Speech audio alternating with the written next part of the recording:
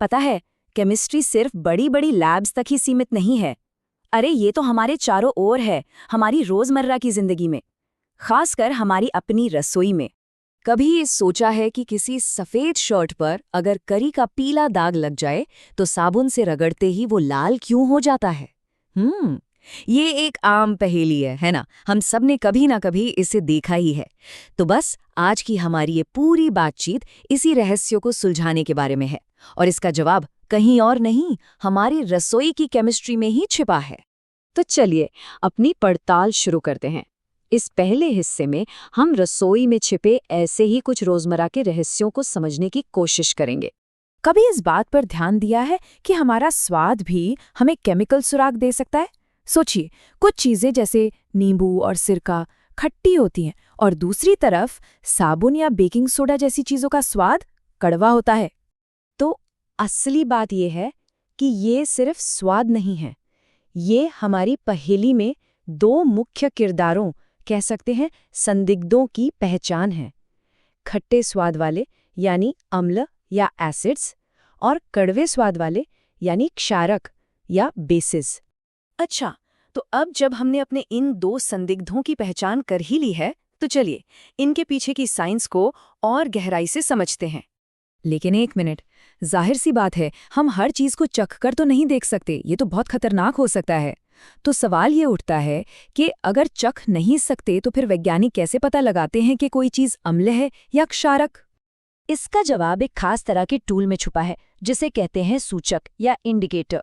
इसे एक जासूस के टूल किट की तरह समझिए। ये एक ऐसा खास पदार्थ होता है जो अम्ल या क्षारक के संपर्क में आते ही अपना रंग बदल लेता है और हमें बता देता है कि हम किसके साथ काम कर रहे हैं। तो चलिए अब इस जासूसी टूल किट को जरा और करीब से देखते हैं और जानते हैं कि पहचान के लिए हमारे पास कौन कौन से सूचक मौजूद हैं। देखिए, ये सूचक मोटे तौर पर दो तरह के होते हैं।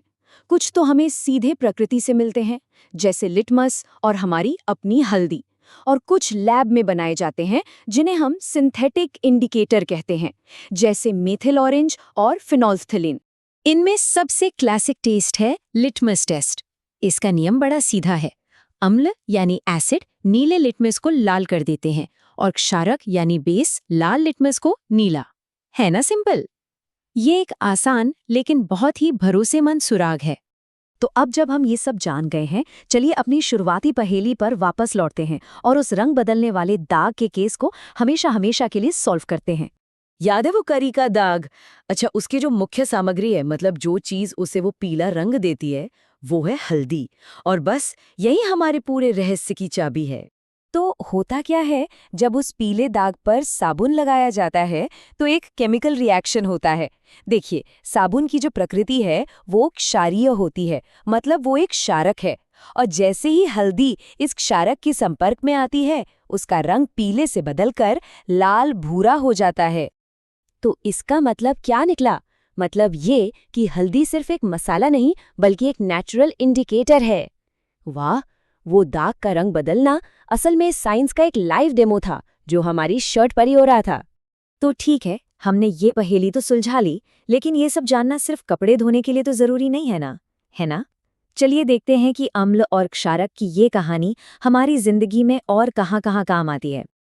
देखिए, एक बहुत ही मजेदार बात है, अम्ल और क्षारक एक दूसरे के असर को खत्म कर देते हैं। ये एक बहुत पावरफुल आइडिया है। मतलब जब ये दोनों मिलते हैं तो एक दूसरे को न्यूट्रलाइज कर देते हैं, बेअसर कर देते हैं, और इसी प्रोसेस को उदासीनीकरण कहते हैं। और एक दूसरे को बेअसर करने का ये जो कमाल का गुण है ना, ये बहुत ज़रूरी है। पेट में जब एसिडिटी होती है तो उसे ठीक करने वाले एंटासिड इसी पर काम करते हैं। और इतना ही नहीं, जब एक अम्ल और एक क्षारक मिलते हैं तो वे ना सिर्फ एक दूसरे को बेअसर करते हैं, बल्कि एक बिल्कुल नई चीज़ बनाते हैं, पदार्थों की एक पूरी नई कैटेगरी, जिसे हम कहते हैं लवण यानी सॉल्ट्स।